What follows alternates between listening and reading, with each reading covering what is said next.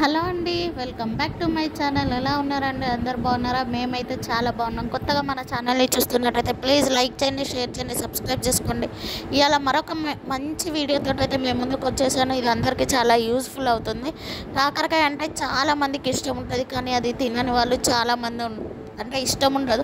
అది తినని వాళ్ళు చాలామంది ఉంటారు.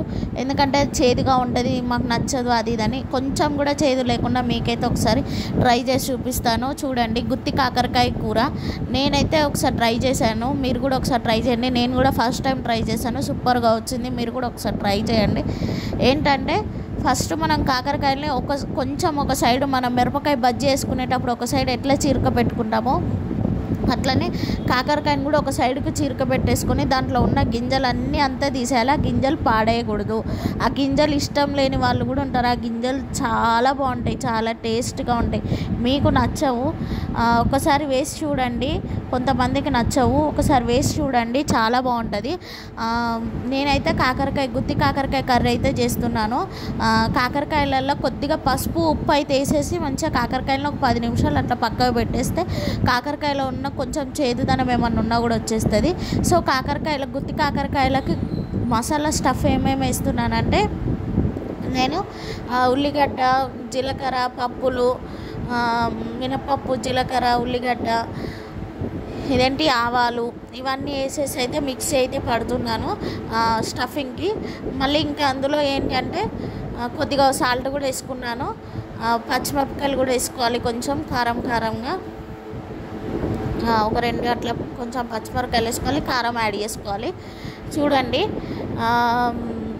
ఇంకేంటి, మనం కాకరకాయల్లో వచ్చిన గింజలు కూడా మొత్తం అంతా తీసేస్తాం కదా, అది పడేయకుండా దాంట్లోనే ఉంటుంది కదా విటమిన్స్ అన్నీ, అది పడేయకుండా దాంట్లో ఉన్న గుజ్జుని అంతా తీసేసి మనం ఆయిల్లో ఇప్పుడు ఉల్లిగడ్డతో పాటు ఫ్రై చేసుకోవాలి. చాలా బాగుంటుంది. ఒక్కసారి ఇట్లా మీరు ట్రై చేయండి, సూపర్ మస్తుగా నచ్చుతుంది మీ అందరికీ. సో చూడండి, వీడియోలో చూపించినట్టుగా మొత్తం మంచిగా వేపేసుకొనేసి ఇవన్నీ మనము ఒక మిక్సీ జార్లోకి అయితే చల్లగా అయినాక ఒక మిక్సీ జార్లో వేసుకోవాలి. చాలా బాగుంటుంది. కాకరకాయ అయితే ఎవరికైతే ఇష్టం ఉంటుందో వాళ్ళు తినలేని వాళ్ళకి చాలా సూపర్గా నచ్చుతుంది. నేనైతే కాకరకాయ టమాటా కానీ నేను కాకరకాయతో ఏది వండినా నేను తింటాను. ఇష్టం అని చెప్పను, కానీ తింటాను. మంచిగానే ఉంటుంది. చేదుగా ఏం లేకుండా వండుకుంటే, మనం తిరిగా వండుకుంటే చేదేమి ఉండదు. సో ఒక్కసారి మీరు ఇట్లా ట్రై చేయండి. చూసారా, మీకు కనిపిస్తలేదు అనేసి ఒకసారి చూపించాను. తర్వాత మన స్టాండ్ తీసుకొచ్చి గ్యాస్ మీద అసలు స్టాండ్ పట్టట్లేదు, కానీ ఎట్లా ఒకట్లా అడ్జస్ట్ చేసి పెట్టాను. కానీ ఆ రోజు ఏమైందంటే ఫోను వాటర్లో పడిపోయింది. అక్కడ పక్కనే సింక్లో కొన్ని వాటర్ ఉంటే ఆ వాటర్లో ఫోన్ పడ్డది. మస్తు భయం వేసింది. మొత్తానికైతే చూడండి, కొద్దిగా మసాలా, కారం కూడా యాడ్ చేస్తున్నాను. వాటర్ వేసుకొని మనం మంచిగా మెత్తగా మిక్సీ పట్టుకోవాలి. వాటర్ వేస్తేనే మంచిగా మెదుగుతుంది, వాటర్ వేయకపోతే మెదగదు. కొంచెం అల్లం పేస్ట్ కూడా వేసుకుంటున్నాం. మంచిగా మన ఏంటంటే మసాలా వంకాయ వండుకుంటాం కదా వాటి లెక్క. చూసారా, అందులోకి వెళ్ళి వాటర్ కూడా వస్తున్నాయి. ఉప్పు కరిగి వాటర్ అనేవి వస్తాయి. కొంచెం డీప్ ఫ్రైకి సరిపడా ఆయిల్ అయితే వేసుకొని మళ్ళీ ఒకసారి స్టవ్ వెలిగించుకొని మొత్తం ఏవైతే కాకరకాయలు ఉన్నాయో వాటన్నిటిని మంచిగా ఆయిల్ నింపుకోవాలి. అది కొన్ని చూసారా, అలా కొంచెం ఇట్లా ప్రెస్ చేశారంటే అందులోకి వెళ్ళి వాటర్ వస్తాయి. కొంచెం బాగా రావు, కొంచెమే వస్తాయి. అంటే బాగా కూడా పిండుకోవద్దు, ఎందుకంటే ఆ ముక్క అనేది విరుగుతుంది. ప్లస్ అందులో బాగా పిండడం వల్ల మాకు ఉన్న పోషకాలన్నీ అందులో నుంచే వెళ్ళిపోతాయి. సో అందుకనేసి కొంచెం లైట్గా అట్లా పిండండి. మంచిగా కట్ చేసుకునేటప్పుడు చాలా జాగ్రత్తగా కట్ చేసుకోవాలి. కాకరకాయ అంటే విరిగే ఛాన్సెస్ ఉంటాయి. ప్లస్ అందులో మళ్ళీ మన దగ్గర ఎక్కువ చిన్న కాకరకాయలకే ప్రిఫరెన్స్ ఇవ్వండి, లేతగా ఉంటాయి కాబట్టి చాలా బాగుంటుంది. పెద్ద కాకరకాయలు అయితేనేమో కొంచెం మధ్యలో కడిగేసి అటు ఇటు హోల్ ఉండేటట్టు చూసి ఆ హోల్లో ఈ మసాలా పెట్టేసి వండితే బాగుంటుంది. ఒకసారి మీరు ట్రై చేయండి, చాలా బాగా నచ్చుతుంది. తినని వాళ్ళు కూడా, కాకరకాయ ఇష్టపడని వాళ్ళు కూడా మంచిగా మసాలా వంకాయ లెక్క తింటారు. మసాలా వంకాయనే మర్చిపోతారు. సూపర్ టేస్ట్గా ఉంటుంది. మీరు ఒక్కసారి ట్రై చేసి ఎలా ఉందో ఏంటనేది నాకు కామెంట్ చేయండి. చూడండి, ఇదిగోండి స్టాండ్ అయితే తీసుకొచ్చి పక్కన పెట్టేశాను. అప్పుడు చాలా బాగా అనిపిస్తుంది. చూసారా, మంచిగా వేగనియాలి. ఫాస్ట్ ఫార్వర్డ్లో పెట్టేశాను. మంచిగా వేపినాక అప్పుడు మనం ఏదైతే మనం మిక్సీ పట్టుకుంటామో ఆ స్టఫ్ మొత్తం ఈ కాకరకాయ మధ్యలో పెట్టేసి మళ్ళీ ఒక 10 నిమిషాలు పొయ్యి మీద ఉంచాలి. చూడండి, మరీ కరకరలాడే అంత ఏం పద్దు. కొంచెం మంచిగా ఉడికినాక కొద్దిగా కలర్ వస్తుంది, కొంచెం లైట్ గోల్డెన్ కలర్ అలా వచ్చి రాగానే దింపేసుకుంటే తీసేస్తే అయిపోయింది. ఆయిల్ నుంచి సపరేట్ చేస్తే అయిపోయింది.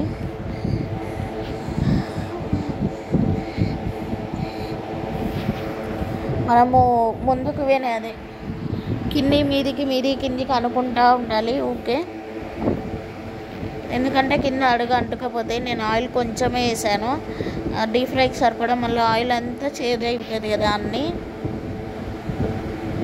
ఇలా ఎంపుకోవడం వల్ల చేదు అనేది ఎవాపరేట్ అయిపోయింది, ఆవిరి ద్వారా చేదు వెళ్ళిపోయింది. కాబట్టి చేదు మనం తినేటప్పుడు ఉండదు, మళ్ళీ చేదు అవుతుంది కదా అని అన్నారు కదా, మీరే చేదు ఉండదు అన్నారు కదా అని అనుకోవచ్చు. మనం వండే తీరులో చేదు ఉండదు, కాకరకాయ చేదే ఉంటుంది. మనం ఆ చేదుని మనం ఎలా తగ్గించుకోవాలో అలా తగ్గించుకోవాలి. ఎందుకంటే లైట్ గోల్డెన్ కలర్ రాగానే తీసేసుకోవాలి. అలా అన్నీ అలా చిన్న సైజు తీసుకోవడం వల్ల ఏంటంటే మనకి తొందరగా కుక్ అవుతుంది, మంచిగా ఉంటుంది. పెద్దవి ఉడకడంలో టైం పడుతుంది. సో కొత్తగా మన ఛానల్ని చూస్తున్నట్టయితే ప్లీజ్ సబ్స్క్రైబ్ చేసుకోండి, కొంచెం సపోర్ట్ చేయండి. మీరు కొంచెం సపోర్ట్ చేస్తే నా ఛానల్ ఇంకొంచెం ముందుకు వెళ్తుంది. ప్లీజ్ సబ్స్క్రైబ్ చేసుకోండి, సపోర్ట్ చేయండి.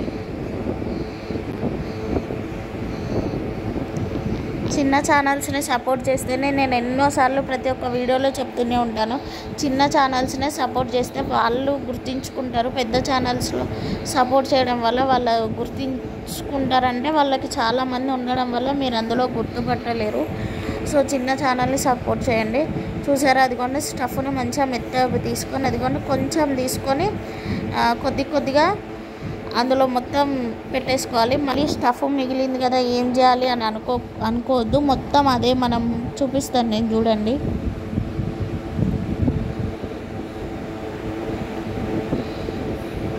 మంచిగా ఆయిల్లో పెట్టుకోవాలి. ఇంకో దాంట్లో కొంచెం పులుపు ఇష్టపడే వాళ్ళు ఉంటే మాత్రం కొద్దిగా మనము కొంచెం ఒక నిమ్మకాయ సైజ్ అంత నిమ్మకాయ తీసుకొని, నిమ్మకాయ అంటున్నా, చింతపండు తీసుకొని నానేసుకొని మనం మిక్సీ పట్టేటప్పుడు అందులో మిక్సీ పట్టేసుకుంటే పుల్ల కూడా ఉంటుంది, చాలా బాగుంటుంది. అట్లా కూడా ఒకసారి ట్రై చేయండి. నేనైతే కాకరకాయ టమాటా అంటే నాకు చాలా ఇష్టము, కాకరకాయ టమాటా తింటాను, కానీ ఎప్పుడు నేను ఇది ట్రై చేయలేదు. నేనే యూట్యూబ్లో కొన్ని సెర్చ్ చేయంగా నేను యూట్యూబ్లో చూసి ఏదన్నా రాకపోతే నేర్చుకుంటాను. కానీ యూట్యూబ్లో చూశాక ఒక 4-5 వీడియోలు చూసి వాళ్ళు ఎలా చేశారో చూసి అందులో కొన్ని నేను నా స్టైల్లో చేస్తాను. అంటే అందరు పర్టికులర్గా ఒక్కళ్ళదే చూసి నేను ఫాలో అవ్వను. ఒక 2-3 మినిమం 4 మెంబర్స్ అయినా చూసి వాళ్ళు ఎలా చేశారు, అప్పుడు మనకు ఆ ఫుడ్ మీద అవగాహన అనేది వస్తుంది. అప్పుడు నేను నా స్టైల్లో నేను ట్రై చేస్తాను. అట్లా మీరు కూడా ఒకసారి ట్రై చేసి చూడండి, చాలా తెలుస్తుంది, మనకు ఎప్పటికీ గుర్తుంటుంది. వాళ్ళని చూసి చేసేసరికి మనం ఒక్కసారి చేయంగా మళ్ళీ ఇంకోసారి చేయాలంటే మళ్ళీ వీడియో చూడాలి.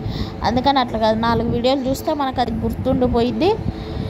మంచిగా మన స్టైల్లో మనం చేసుకోవచ్చు. అప్పుడు మనకు ఆ ప్రిపరేషన్కి ఏమైతే ఇదేంటి కావాల్సిన పదార్థాలు ఏంటి, ఇవేంటి అని మొత్తం మనకి తెలుస్తుంది. సో మళ్ళీ అదే కళాయిలో నేను ఆయిల్ వేసేసి పచ్చిమిరపకాయలు ఒక 2-3 పచ్చిమిరపకాయలు తాలింపులకు వేసేసి మంచిగా వేపుకోవాలి. అవి వేగాక కొద్దిగా పసుపు వేసేసి ఇక మనం వేపుకున్న కాకరకాయలు ఒక్కొక్కటి మంచిగా వేసుకొని మంచిగా కలుపుకోవాలి. కింది మీద కలుపుకుంటే అయిపోయింది. మనకు స్టఫ్ మిగులుతుంది కదా, ఆ స్టఫ్ కూడా వేసేయాలి. ఆ స్టఫ్ మంచిగా నూనెలో వేగితే సూపర్ టేస్ట్గా ఉందండి.